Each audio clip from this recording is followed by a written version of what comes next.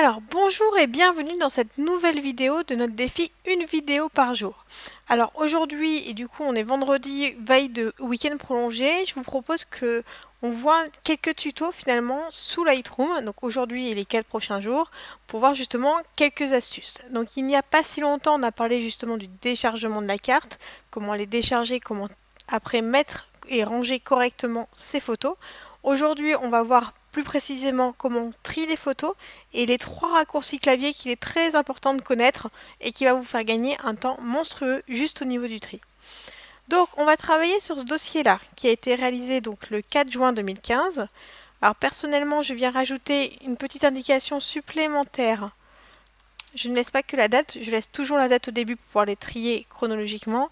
Et ensuite je vais rajouter le fait que ça a été des photos réalisées à partir de Mongol Fier et comme on peut voir justement d'hélicoptère derrière, sur la drop zone de l'île. Alors cette indication-là se retrouve après automatiquement dans mon architecture également, donc ça ne vient pas que modifier cette donnée au niveau de mon catalogue Lightroom, ça vient également le modifier directement dans mon architecture. Donc je me retrouve avec 12 photos et je vais venir les sélectionner. Donc on peut les sélectionner à la main si on veut manuellement. Donc vous avez ici un petit drapeau qui vous permet de mettre en retenue une photo. Vous avez ici un petit drapeau barré d'une croix qui va vous permettre de rejeter une photo, donc dire finalement qu'elle ne vous intéresse pas et que vous êtes prêt à la mettre à la poubelle. Et on voit entre parenthèses justement le raccourci qui est associé. Donc c'est un raccourci qui fonctionne à la fois sous Mac et à la fois sous Windows. Donc pour jeter une photo, ça va être X. Et pour retenir une photo, ça va être la lettre P. Si on veut enlever l'un de ces marqueurs, donc mettre la photo en non marqué, on va utiliser la lettre U. Donc on va avoir ici à partir de mes 12 photos. Donc ici, cette photo-là, j'ai envie de la retenir. Je verrai bien ce qu'elle donne. Je vais retenir celle-là aussi, donc je mets des P. Celle-là également, celle-là également. Ici, je vais venir la supprimer. Elle ne m'intéresse pas, donc je vais pouvoir la rejeter.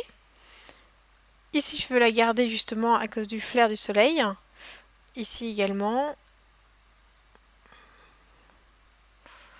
Oui, bon, celle-là, je peux peut-être la supprimer. Celle-là, je la garde. Celle-là, je la garde. Et celle-là, je la garde.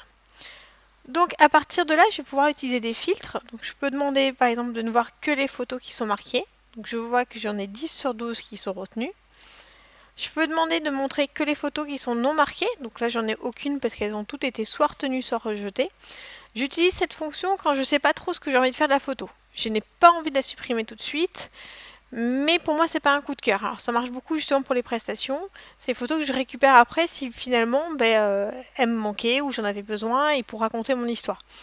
Par contre, une fois que j'ai fini de traiter toute une série, en général, c'est des photos que je passe automatiquement après en non retenue pour pouvoir les supprimer et faire de la place.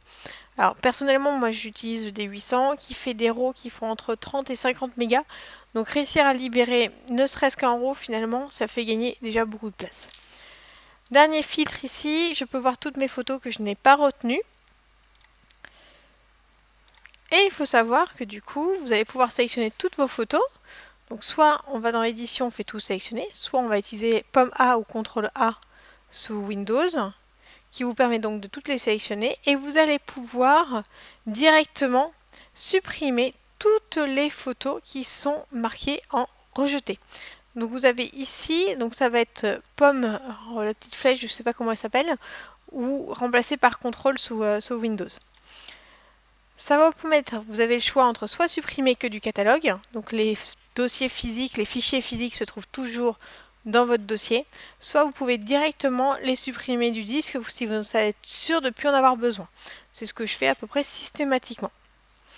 Voilà, donc cette nouvelle vidéo est maintenant terminée. Je vous donne rendez-vous demain pour une nouvelle vidéo sous Lightroom. Et en attendant, n'hésitez pas à poser tous les commentaires que vous voulez sous Lightroom ou à la fois pour d'autres sujets qui touchent à la photo vidéo. On y répondra avec plaisir avec Guillaume. Et je vous donne donc rendez-vous à demain.